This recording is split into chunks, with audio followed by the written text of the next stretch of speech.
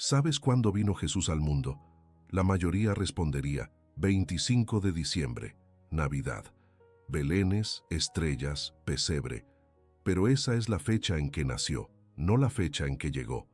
Existe otro 25, otro día que lo cambió todo. Un día que la mayoría de los católicos desconoce, pero que es incluso más importante que la Navidad, porque sin ese día no habría Navidad, no habría nada. 25 de marzo, 9 meses antes de Navidad. Exactamente 9 meses. Cuéntalos con los dedos. Marzo, abril, mayo, junio, julio, agosto, septiembre, octubre, noviembre, diciembre. 9 meses de gestación, porque fue el 25 de marzo cuando María concibió a Jesús. Fue ese día cuando Dios entró en la historia de la humanidad, no como un bebé que lloraba en un pesebre, eso vendría después, sino como una chispa de vida divina en el vientre de una joven de Nazaret. La Navidad celebra el nacimiento. El 25 de marzo celebra algo aún mayor, la encarnación, el momento en que Dios se hizo carne, el instante en que el Creador del universo decidió convertirse en criatura. Imagínense la escena. Nazaret, un pueblo pequeño y despreciado, una casa humilde, paredes de barro, suelo de tierra, una luz tenue que entra por una ventana estrecha, y una joven de 15, quizás 16 años, arrodillada en oración. Ella ignora que su vida está a punto de cambiar, que toda la historia de la humanidad está a punto de cambiar, que ese día, en ese momento, en esa sencilla casa de Nazaret, sucederá lo imposible. Una luz celestial comienza a llenar la habitación. No es el sol, es otra cosa, algo que hace vibrar el aire, que acelera los latidos del corazón. Y entonces aparece un ángel, Gabriel, el mensajero de Dios, y las palabras que pronuncie harán que esta joven, María, tome la decisión más importante que jamás haya tomado un ser humano. Salve, llena de gracia, el Señor está contigo. Está preocupada, no por el ángel, sino por las palabras. ¿Qué significa esta alabanza? ¿Por qué un ángel de Dios estaría aquí, en su casa, diciendo estas cosas? No temas, María. Concebirás y darás a luz un hijo, que será llamado Hijo del Altísimo, Hijo del Altísimo, Hijo de Dios, aquel a quien los profetas prometieron, aquel a quien Israel había esperado durante siglos, y él nacería de ella. María respira hondo, hace una pregunta, y entonces con una sola palabra cambia el destino del mundo. Que así sea. En ese preciso instante, el 25 de marzo, el Verbo se hizo carne. Dios entró en el tiempo. La eternidad tocó la historia. Y todo, absolutamente todo, cambió para siempre. Este es el día que necesitas saber. Este es el día en que todo comenzó, pero para comprender aquel día hay que remontarse mucho más atrás, 400 años atrás, a una época en la que Dios guardaba silencio. Jerusalén, templo sagrado. Un anciano profeta cierra el último pergamino. Le tiemblan las manos. Acaba de escribir las últimas palabras que Dios le dio, las profecías finales. Su nombre es Malaquías, y aunque no lo sabe, será el último profeta de Israel durante muchísimo tiempo. Año 430 a.C. El libro de Malaquías llega a su fin, y con él todo el Antiguo Testamento. Dios había hablado a través de profetas durante siglos: Moisés, Isaías, Jeremías, Ezequiel, Daniel. Voces que resonaban con la palabra del Altísimo, hombres que anunciaban, advertían y consolaban. Y luego, silencio. 400 años de silencio. 4 siglos. Generaciones enteras nacieron, vivieron y murieron sin escuchar una nueva palabra de Dios. Imagínate, tus bisabuelos esperaron, tus abuelos esperaron, tus padres esperaron, y nada. Ningún profeta surgió, ninguna voz atronadora en el desierto, ninguna visión en los cielos. Durante esos 400 años el mundo cambió por completo. Los persas gobernaron Israel. Luego los griegos conquistaron todo bajo el mando de Alejandro Magno. Después el imperio se dividió. Y entonces llegaron los romanos, con sus legiones y sus leyes. Israel estaba dominado, oprimido, gravado con impuestos y humillado. Ya no tenían rey, ya no eran independientes, eran un pueblo pequeño bajo el yugo de imperios gigantescos. Pero algo estaba sucediendo, algo que ellos no comprendían. Dios no había abandonado a su pueblo, se estaba preparando, estaba forjando la historia, estaba creando las condiciones exactas para el momento perfecto. Los judíos, sin profetas, se aferraron a los rollos sagrados, se convirtieron en el pueblo del libro, memorizaban la Torá desde la infancia, debatían cada palabra, cada coma de las Escrituras, construyeron sinagogas en cada ciudad. La palabra de Dios se convirtió en el centro absoluto de sus vidas. Y la esperanza creció.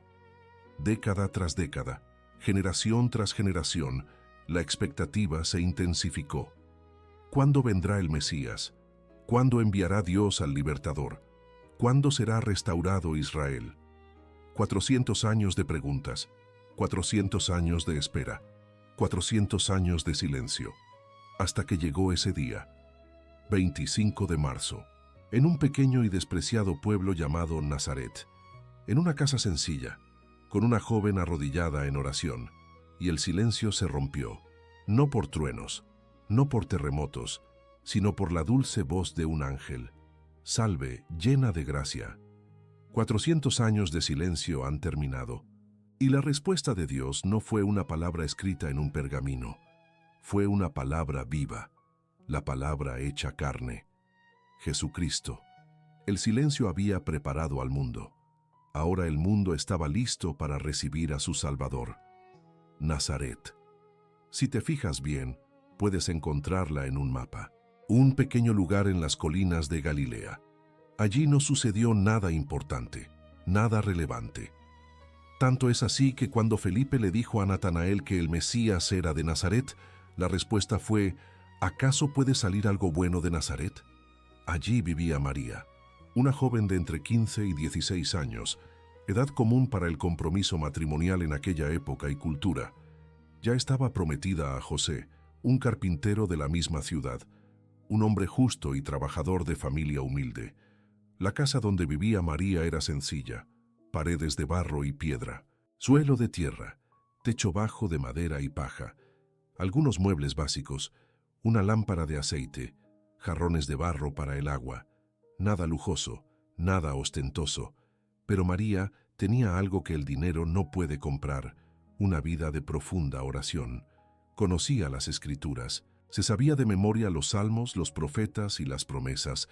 Su madre Ana y su padre Joaquín le habían enseñado desde pequeña a amar la palabra de Dios, y ella oraba, todos los días, con fervor, con esperanza. Pedía la venida del Mesías, pedía la liberación de Israel, pedía el fin del sufrimiento de su pueblo. María sabía lo que el pecado había hecho, conocía la historia de Adán y Eva, comprendía que, desde aquel día en el jardín, toda la humanidad había sido herida, separada de Dios, viviendo bajo la sombra de la muerte, y anhelaba la redención. Como toda mujer judía devota de su tiempo, esperaba el día en que Dios enviara al prometido, el descendiente de David, el Rey eterno, el que aplastaría la cabeza de la serpiente. Aquel 25 de marzo, María estaba en casa, sola, arrodillada en oración, como tantas veces antes, con las manos juntas, los ojos cerrados, el corazón vuelto hacia Dios. Ella no sabía que su vida estaba a punto de cambiar para siempre, que había sido elegida antes de la creación del mundo, que Dios la había preparado, moldeado y preservado del pecado original para este preciso momento. La luz de la tarde se filtraba suavemente por la ventana. El silencio era profundo. Solo se oían a lo lejos los sonidos de los niños jugando en la calle, el mugido de un buey, la suave brisa entre los olivos. María respiró despacio, rezó con todo su corazón, y entonces lo sintió, una presencia. Algo cambió en el ambiente. Una luz diferente comenzó a llenar la habitación. No era el sol, era otra cosa. Abrió los ojos y vio. Un ángel se presentó ante ella, resplandeciente, glorioso. Gabriel, el mensajero del Altísimo, el mismo que se le había aparecido al profeta Daniel siglos atrás. Y tenía un mensaje, el mensaje más importante de la historia de la humanidad. María no se asustó por el ángel. Esto es importante. La tradición judía enseñaba que la aparición de un ángel era señal de muerte inminente. Así le sucedió a Zacarías, padre de Juan el Bautista. Meses antes, cuando Gabriel se le apareció en el templo, Zacarías se aterrorizó. Pero María no mostró temor ante la aparición. Lo que la perturbó fueron las palabras: «Salve, llena de gracia, el Señor está contigo, bendita tú entre las mujeres». Estaba preocupada. ¿Por qué? Porque María era profundamente humilde. Tal alabanza, viniendo de un ángel, la desconcertaba. ¿Qué significaba? ¿Por qué un mensajero de Dios estaría allí en su casa diciendo esas cosas? El evangelista Lucas relata: María reflexionaba detenidamente sobre qué clase de saludo sería aquel. Era perspicaz e inteligente. Reflexionaba profundamente sobre todo. Meditaba. Buscaba comprender. Y Gabriel, al ver su angustia, la tranquilizó. «No temas, María. Has hallado gracia ante Dios». Luego llegó el anuncio, el mensaje que lo cambiaría todo. «He aquí, concebirás en tu vientre y darás a luz un hijo, y le pondrás por nombre Jesús. Él será grande y será llamado Hijo del Altísimo. El Señor Dios le dará el trono de su padre David, y reinará sobre la casa de Jacob para siempre. Su reino no tendrá fin». Silencio. María asimiló cada palabra. Hijo del Altísimo, trono de David, reino eterno. Conocía las profecías, sabía exactamente lo que significaban. El Mesías, el ungido, el Salvador prometido siglos atrás. Nacería de ella. Pero había un problema, un gran problema. Ella era virgen. Prometida a José, sí, pero aún no se habían unido. ¿Cómo era posible? Y aquí está lo maravilloso. María no dudó. Preguntó: «¿Cómo se hará esto, puesto que no conozco a ningún hombre?» No es incredulidad, es una búsqueda de comprensión. Es fe que anhela entender. Comparemos esto con Zacarías. Cuando Gabriel anunció que Isabel tendría un hijo, Zacarías dudó. «¿Cómo voy a saberlo? Soy un anciano y mi esposa es de edad avanzada». Resultado: permaneció mudo hasta el nacimiento de Juan. María no se preguntaba si sucedería, se preguntaba cómo sucedería, una diferencia enorme. Y Gabriel respondió. Y la respuesta revelaría el mayor misterio de la fe cristiana. «El Espíritu Santo vendrá sobre ti, y el poder del Altísimo te cubrirá con su sombra. Por eso, el santo ser que nacerá será llamado Hijo de Dios». Hijo de Dios.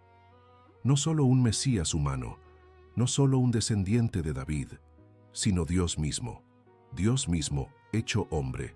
Y para confirmar que para Dios nada es imposible, Gabriel dio una señal.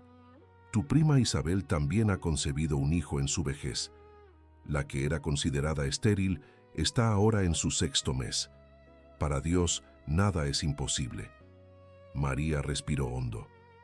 Ahora todo tenía sentido. Todo encajaba.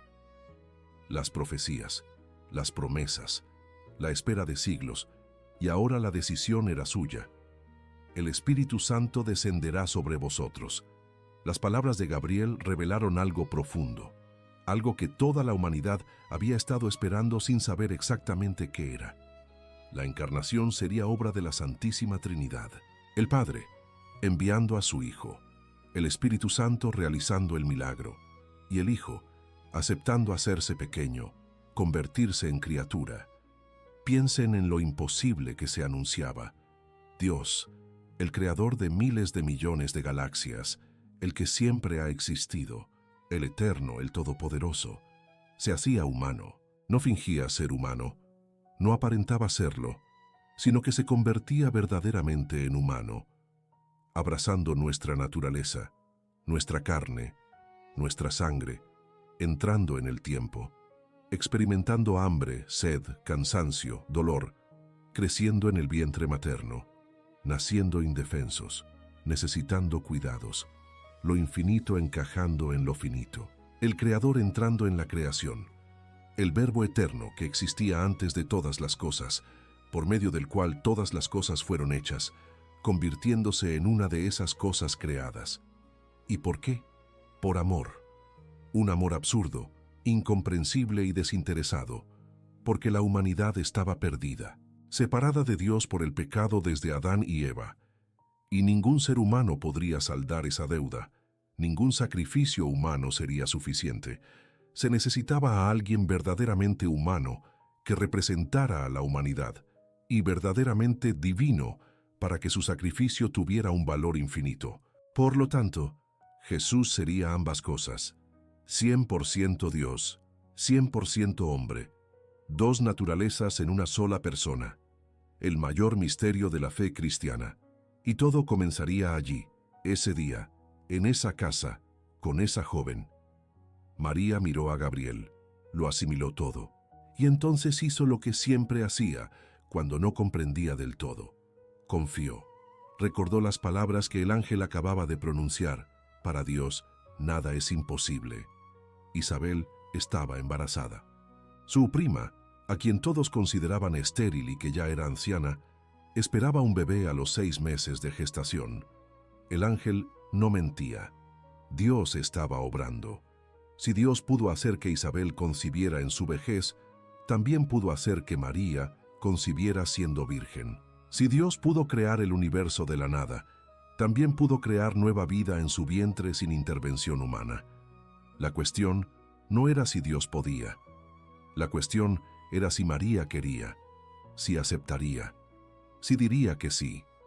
Porque Dios no fuerza, nunca lo ha hecho.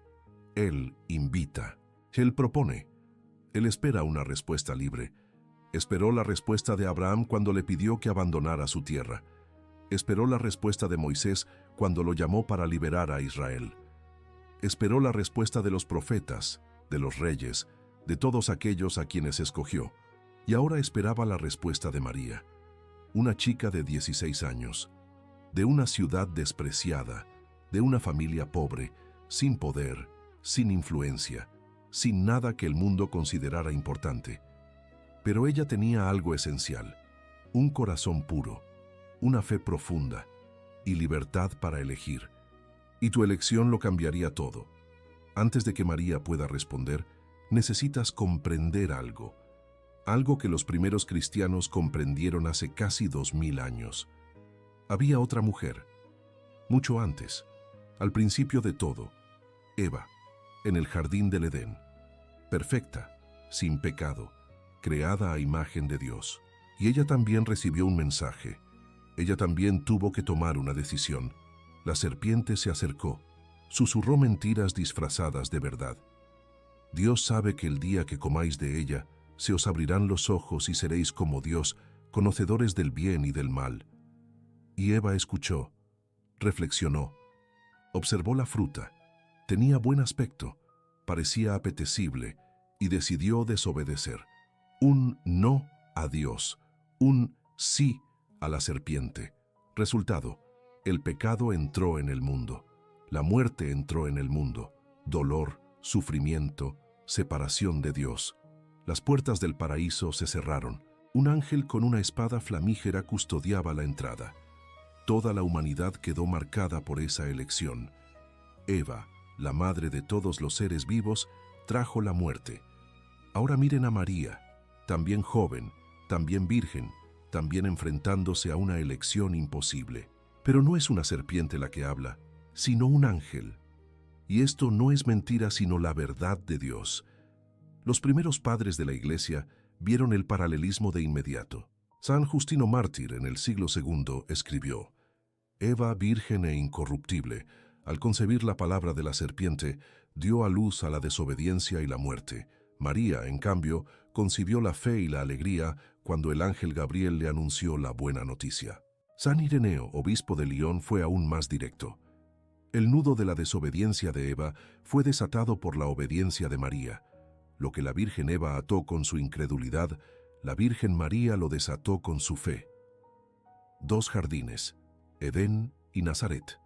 Dos vírgenes, Eva y María. Dos opciones, dos destinos. Eva escuchó a la serpiente y cedió al pecado. María escuchó al ángel y estaba a punto de jurarse lealtad a Dios. Eva trajo la muerte, María traería la vida. No cualquier vida, sino la vida misma. Jesucristo quien dijo, «Yo soy el camino, la verdad y la vida». Por eso a María se la llama la nueva Eva, porque revirtió lo que Eva hizo, reabrió lo que Eva cerró, desató el nudo que Eva había atado. Una sola palabra puede cambiarlo todo. El sí de Eva al pecado lo cambió todo. El sí de María a Dios lo devolvería a su estado original. Y en ese momento, en esa casa de Nazaret, con Gabriel esperando, con los cielos enteros conteniendo la respiración, con la historia de la humanidad dependiendo de esa respuesta, María respiró hondo. Miró al ángel. Pensó en todo lo que eso significaría.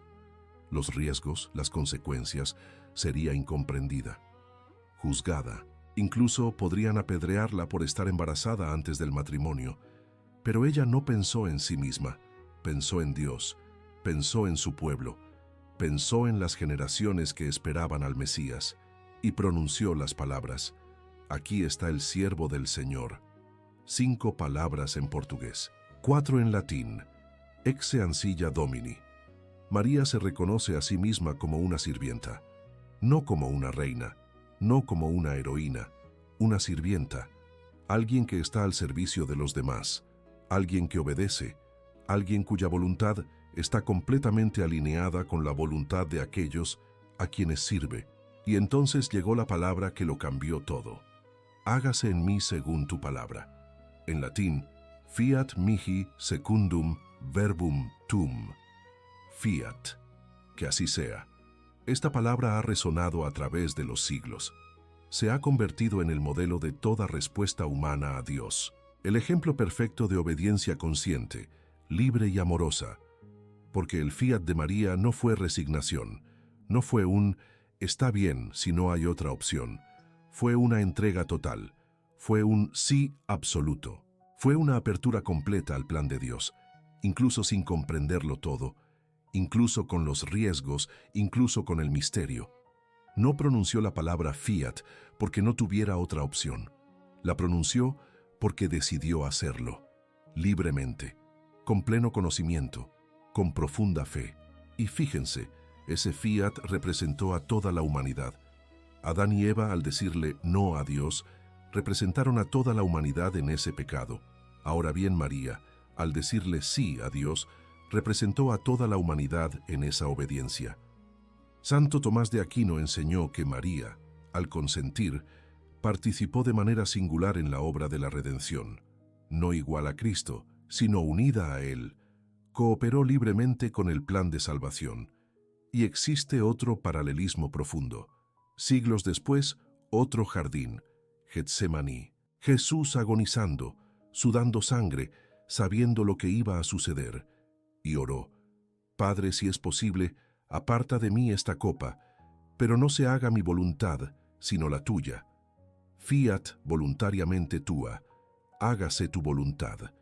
El fiat de María y el fiat de Jesús, madre e hijo, ambos diciendo sí al Padre, ambos aceptando libremente el plan de salvación, ambos sabiendo que les costaría todo. Para María sería doloroso ver a su hijo incomprendido, perseguido, torturado, crucificado. Sería doloroso estar junto a la cruz, con el corazón traspasado por la espada del dolor. Pero en ese momento en Nazaret, no pensó en el precio. Pensó en el amor de Dios por su pueblo, el amor que ella sentía por Dios, y dijo que sí. Sin este sí, no hay encarnación. Sin la encarnación, no hay redención. Sin la redención, la humanidad permanece perdida, separada de Dios, condenada. El sí de María fue esencial, no porque Dios la necesitara absolutamente, Dios es todopoderoso y podía salvar de otra manera, sino porque Dios eligió salvar de esta forma. Eligió respetar la libertad humana, eligió pedir nuestro consentimiento, eligió hacernos colaboradores, no marionetas, y María con su fiat mostró el camino, mostró cómo responder a Dios, con humildad, con confianza, con amor. hágase en mí según tu palabra. Y en ese preciso instante sucedió. El instante. No existen palabras suficientes para describir lo que sucedió en ese instante. Los evangelistas lo intentaron, los santos lo intentaron, los teólogos lo intentaron durante 2000 años, y todos llegan a la misma conclusión. Es un misterio profundo, insondable y glorioso. El Verbo se hizo carne, el Creador entró en la creación, el Eterno entró en el tiempo, el infinito se hizo pequeño. Aquel que sustenta todas las galaxias con una sola palabra se convirtió en una célula microscópica en el vientre de María. Intenta comprender. Dios que no tiene principio ni fin, que siempre ha existido, que creó el espacio y el tiempo, eligió tener un comienzo humano, eligió ser concebido, eligió crecer célula a célula, semana a semana, como cualquier bebé humano. La segunda persona de la Santísima Trinidad asumió la naturaleza humana. No dejó de ser Dios, sino que también se hizo hombre. Verdadero Dios y verdadero hombre. Plena divinidad y plena humanidad en una sola persona. La mayor de todas las paradojas. El escándalo absoluto de la fe cristiana. Dios con pañales, el Todopoderoso indefenso. El Creador necesitando ser alimentado, calentado y cuidado. Pablo trató de explicar, quien siendo por naturaleza Dios, no consideró ser igual a Dios como algo a lo que aferrarse, más bien se despojó de sí mismo, tomando la naturaleza de siervo, haciéndose semejante a los hombres. Los teólogos lo llaman kenosis, un acto de autovaciamiento. No es que Cristo dejara de ser Dios, sino que conservó, ocultó, veló su gloria, aceptó las limitaciones humanas, aceptó la fragilidad, la vulnerabilidad, la mortalidad. ¿Por qué? Por amor, porque no había otra opción. La humanidad estaba perdida, separada de Dios por el pecado, y solo alguien verdaderamente humano podía representarla, y solo alguien verdaderamente divino podía pagar la deuda infinita del pecado. Jesús sería ambas cosas, el puente, el mediador, el único camino de regreso al Padre. Y todo comenzó allí, en ese momento. En esa fracción de segundo después del sí de María, el Espíritu Santo descendió sobre ella. El poder del Altísimo la cubrió con su sombra, y se produjo la concepción, virginal, milagrosa, única en la historia. María concibió a aquel que la creó, dio a luz a aquel que la engendró, se convirtió en la madre de su Creador, Madre de Dios. Theotokos, como la Iglesia proclamaría en el Concilio de Éfeso 431 años después de Cristo. En ese instante, la eternidad tocó el tiempo, el cielo besó la tierra, lo imposible se hizo realidad, y así comenzó el embarazo más sagrado de la historia. 9 meses, María llevaría en su vientre al Salvador del mundo, lo nutriría con su sangre, a aquel que es la vida, lo protegería en su cuerpo, a aquel que protege el universo. 25 de marzo. El día que dividió la historia en antes y después. El día que hizo posible la redención. El día en que Dios entró en la historia de la humanidad. Pero, ¿qué vieron los cielos aquel día? Los ángeles existen desde antes de la creación del mundo. Millones de ellos, sirviendo a Dios eternamente. Contemplando su gloria cara a cara. Cantando Santo, Santo, Santo sin cesar. Vieron a Dios crear el universo, vieron nacer las galaxias, vieron formarse la tierra, vieron a Adán y Eva en el paraíso, vieron la caída, vieron el diluvio, vieron a Abraham, Moisés, David y los profetas. Pero aquel 25 de marzo vieron algo que jamás habían visto, algo imposible, algo que los dejó absolutamente atónitos. Vieron a su Creador, el Señor de los ejércitos, el Rey de la Gloria, el Altísimo, convertirse en una criatura. Imaginen el asombro. Gabriel estaba allí en casa de María, testigo presencial del mayor misterio. Vio el momento exacto de la encarnación, vio al Verbo hacerse carne, vio a Dios hacerse pequeño. Y todos los cielos lo vieron, todos los ángeles lo contemplaron, y probablemente se arrodillaron, porque ahora Dios no solo estaba en el trono celestial, sino también en el vientre de María. ¿Qué pensaban? ¿Qué sentían? Seres puramente espirituales, presenciando cómo el Espíritu Eterno se hacía realidad. Carne, sangre, un cuerpo humano. La magnitud cósmica de aquel acontecimiento es imposible de comprender del todo. Allí, en esa sencilla casa de Nazaret, se decidió el destino de miles de millones de almas. La posibilidad de la redención se hizo realidad, porque ahora Dios podía morir. Una paradoja absurda, el inmortal volviéndose mortal, el eterno entrando en el tiempo para experimentar la muerte. Y así, a través de la muerte conquistando la muerte. Los ángeles sabían lo que iba a suceder.